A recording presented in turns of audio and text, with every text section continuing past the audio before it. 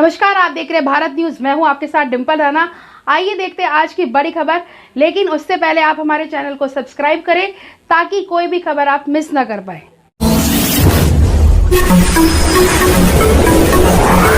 आगे आइए, वोट करिए और आपका जो भी जिस प्रार्थी को आपको पसंद है उसके लिए आप जरूर वोट करिए। वोट करेंगे तो आगे की सही प्रार्थी उसमें चयन होंगे। और एक रिक्वेस्ट है कि आप नगर निगम की जो चुनाव ऐप है उसमें देख लीजिए आपका नाम इलेक्टोरल लिस्ट में है कि नहीं है।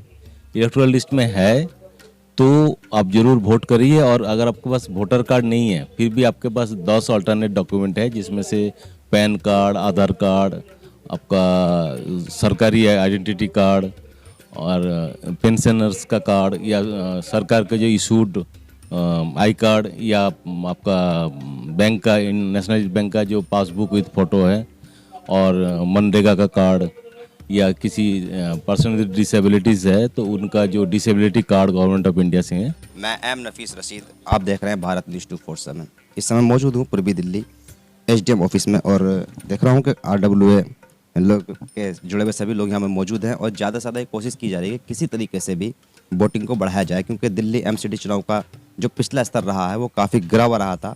वोट ज़्यादा नहीं पड़े थे। आपके कोशिश एसडीएम ऑफिस से लेकर आरडब्ल्यूए के सारे पदाधिकारी और हर वो समाज सेवी करना चाह रहा है जो चाहता है कि भाई देश के अंदर किसी तरह से भी वोटिंग के माध्यम से उन्नति आए। थोड़ी सी बात करना चाहेंगे। रियाजुद्दीन साहब कहाँ गए? थोड़ा जरा बात कर लेते हैं, यहाँ जाइए थोड़ा सा। सैफी साहब, जानना चाह रहा हूँ कि एसडीएम साहब की हमने वाइट चलाई है और जाना भी है कि किस तरह से यानी कि वोट प्रतिशत बढ़ाना है। आप सब लोग जिम्मेदार लोग हैं, किस तरह से वोट प्रतिशत को लेकर आप क्षेत्र में जाएंगे? सबसे पहले तो मैं धन्यवाद दूंगा दिल्ली प्रशासन का और अपने डीएम साहब का, जिन्होंने आज ये आरडब्ल्यूए के सभी सदस्यों को बुलाकर यहाँ अपने मयूर विहार के जितने भी आरडब्ल्यूए हैं सभी लोग यहाँ पर आए और उन्होंने अपने अपने विचार रखे हैं। जो लोग वोट को ज़्यादा से ज़्यादा बढ़ाने का जो है कह रहे हैं वो सभी लोग अपनी सेवाएँ देंगे। आरडब्ल्यूए के अंदर अपने घर घर जाके बताएंगे कि जी ज़्यादा से ज़्यादा वोटिंग करिएगा। और इसके लिए मेरे साथ धर्मेंद्र जी भी हैं, अपना शशि गार्डन से, मयूर विहार सोसाइटी से भी लोग आए हुए हैं। और तो सभी लोग सर, मैं जेएनडी के ब्लॉक से हूँ, वेलफेयर एसोसिएशन से। जो डीएम साहब ने आज हमें बताया, डीएम साहब ने, तो हमारी पूरी कोशिश होगी हम ज़्यादा से ज़्यादा पोलिंग कराएं। जितना ज़्यादा पोलिंग होगी उतना ही हमें ये हमें अच्छा लगेगा और लोग पोलिंग होने से क्या वोटिंग सही जाएगी। और ज़्यादातर पोलिंग क्या होता है कि जो हम लोग आरडब्ल्यू के लोग हैं, बहुत हम लोग पोलिंग करते हैं, या तो बाहर चले जाते हैं या फिर जो है पोलिंग नहीं हो पाती, घर से निकलते नहीं है। ज़्यादातर पोलिंग जो है झुग्गी झोपड़ी की या मतलब ऐसे लोगों की होती है। तो अब हम अवेयरनेस करेंगे, अपनी वोट का आप इस्तेमाल करिए। हमारी ताकत है, वोट हमारी ताकत है। आप हम दोस्त कैसे देंगे उनको, प्रतिनिधियों को, जब हमने चुना ही नहीं है तो कैसे करोगे? हमारा वोट चुनने का ठीक। आप पत्रकार भी हैं, वरिष्ठ पत्रकार हैं, काफ़ी अच्छी सलाह दे रहे थे आप।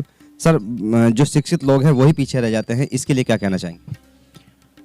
बस ज़्यादातर यही है कि हम सब लोग मिल करके उनको समझाएं कि आपको वोट डालना है। शिक्षित को तो ज़्यादा आप कुछ कह नहीं सकते। ठीक सर। देखिए, अक्सर ऐसा होता है कि शिक्षित को क्या समझाएंगे, मतलब पढ़े लिखे को क्या समझाएंगे, वो तो खुद पढ़ा लिखा है। सर, अक्सर यही सवाल खड़ा हो जाता है, आप भी कह रहे थे, सब कह रहे थे कि भाई जो युवा पीढ़ी है वो वोट नहीं डालती है, उसको कैसे यानी कि आगे बढ़ाया जाए? सर, युवा पीढ़ी के लिए एक स्तंभ है, जैसे हमारी नींव है, आने वाले दौर में उन्होंने ही आगे संभालना है। अगर वो इस चीज़ को नहीं समझेंगे तो आने वाली पीढ़ी उनके लिए खराब होगी। तो ये बेस बनाना, युवा को समझाना, ये हमारे धर्म है और हम इस चीज़ के लिए आगे चलेंगे कि वोट से ज़्यादा राइट कुछ भी नहीं है। यही एक ऐसा राइट है जो कि आपके हाथ में है, बाकी और कोई राइट आपके हाथ में नहीं होता है। और इसके मूल अधिकार से आप जो भी चाहें अपना प्रतिनिधि चुन सकते हैं, उससे काम करा सकते हैं। तो युवा को इसमें सबसे ज़्यादा ऊपर आना है और अर्बन क्लास जो कि सबसे कम वोट करती है और जो डिमांड ज़्यादा करती है, तो हम अर्बन क्लास के वोटर अगर बाहर निकलेंगे तो इसका इम्पैक्ट बहुत अच्छा होगा और एक अच्छी सरकार चुन के हम समाज को दे सकेंगे। ये मेरा कहना है। देखिए, कुल मिलाकर बात यही है कि जो लोग सोचते हैं कि भाई हमें क्या करना है, एक वोट से क्या हो जाएगा, एक वोट से वाकई में हुकूमत बदल जाती है, सत्ता किसी के हाथ से चली जाती है और किसी के पास आ जाती है। और ये ज़रूरी सोचना चाहिए कि जो वोट होता है ना, अगर मेरा वोट आ रहा है तो उस पर खर्च कितना होता है।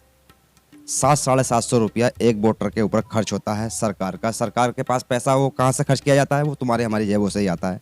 तो ये ध्यान रखने वाली बात ज़रूर है कि किसी तरीके से भी ये कोशिश की जाए कि हमारा वोट रद्द ना हो और हम छुट्टी का जो मज़ा ले रहे हैं वोट के नाम पर, वो छुट्टी का मज़ा सिर्फ वोट के लिए ही लें।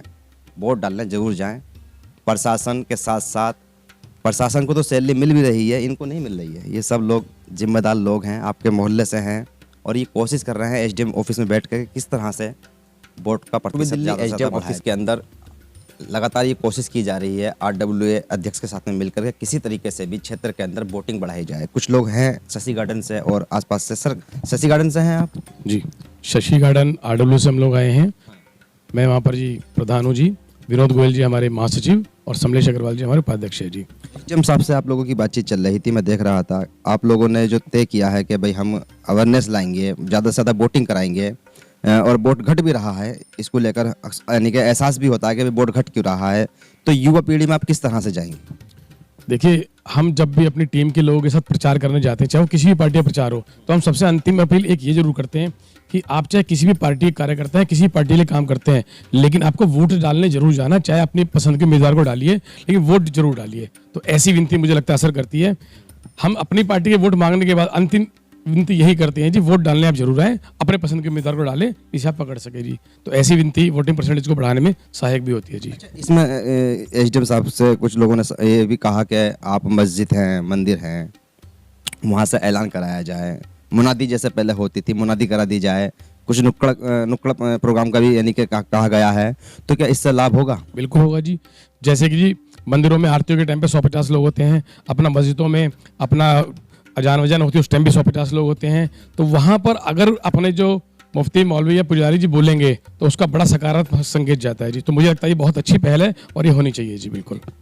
आप एडवोकेट हैं, थोड़ा जानना चाह रहा था कि जिस तरह से भाई शिक्षित लोग खास करके वोटिंग के दिन यानी कि छुट्टी कर लेते हैं और वही लोग आगे नहीं आते, कहते हैं कि वो एक वोट से क्या होगा, तो एक वोट से क्या हो सकता है, थोड़ा जानना चाहता हूँ।